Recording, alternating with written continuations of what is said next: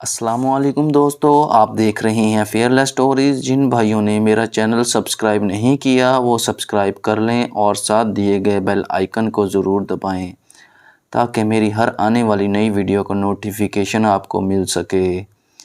آج جس شخصیت کی بات کرنے جا رہے ہیں اسے شیر سیالکوٹ کا لقب بھی ملا، پورے پنجاب میں اس کا ڈنکا بھی بجتا تھا۔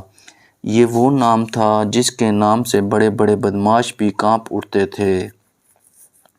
ہم بات کر رہے ہیں شوقی گجر کی۔ شوقی گجر سیالکوٹ میں 1952 میں پیدا ہوا۔ جب یہ جوان ہوا تو اس نے دودھ کا کاروبار کرنے کا سوچا۔ اسی سلسلے میں 1971 میں کمیٹی چوک راولپنڈی چلا گیا۔ 2 سال کی محنت مشقت کے بعد اس نے 1973 میں کمیٹی چوک پر دودھ کی دکان کھول لی۔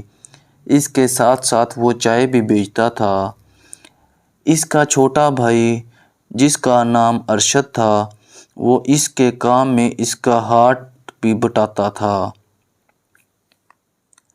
ان کی قسمت چمک اٹھی تھی، ان کا کاروبار چلنے لگا تھا، لیکن وہاں کے کچھ لوگوں کو ان کی ترقی ہضم نہیں ہو رہی تھی۔ وہاں اس محلے میں 3 بدماش رہا کرتے تھے۔ وہ روزانہ شوکت کی دکان پر چائے پینے آتے تھے مگر اس کو پیسے بھی نہ دیتے اور اس کو تنگ کیا کرتے تھے۔ ایک دن ارشد اور شوقی نے سوچا کہ ان کو نہیں چھوڑیں گے، تو انہوں نے دودھ والے چمچے سے شام کو 7 بجے ان تینوں کو قتل کر دیا اور دونوں بھائی وہاں دکان میں ہی بیٹھے رہے۔ کچھ ہی دیر بعد پولیس ان کو اٹھا کر لے گئی۔ انہوں نے 15 ماہ اڈیالہ جیل میں گزارے۔ جب یہ باہر آئے تو یہ ایک عادی مجرم بن چکے تھے۔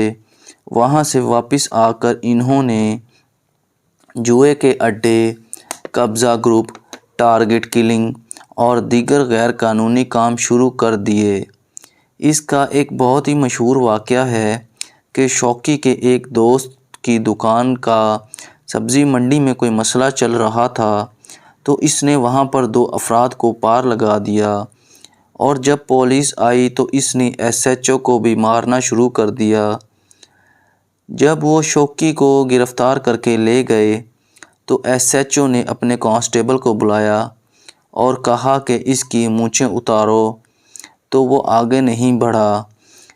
اتنے میں ایس ایچ او نے دوسرے کانسٹیبل کو بلایا، اس طرح تیسرے کو بلایا، سب نے انکار کر دیا۔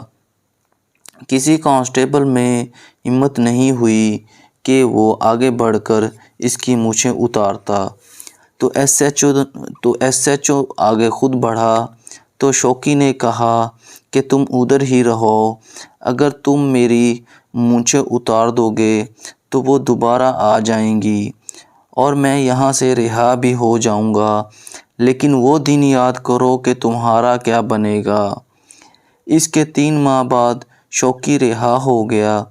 اس نے جیل سے واپس آنے کے بعد جگا گجر کی وجہ سے 3 سے 4 افراد کو پار لگا دیا۔ اسی طرح کرتے کرتے اس نے 30 سے 40 بندوں کو پار لگا دیا۔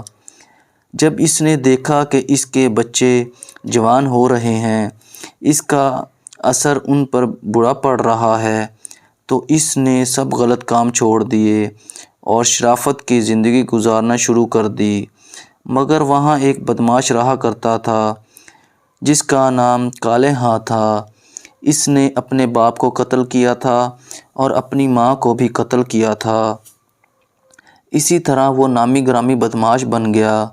لیکن کالے ہاں کو شوقی گجر نے کہا کہ اگر تم ہمارے گھر کے سامنے سے گزرے تو میں تمہیں جان سے نہیں مار دوں گا، لیکن وہ شوقی کو تنگ کرتا۔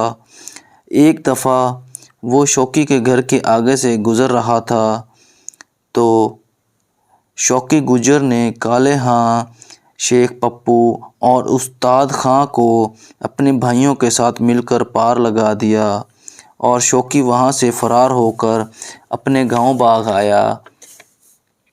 سیالکوٹ میں شوقی گجر کو گرفتار کر لیا گیا۔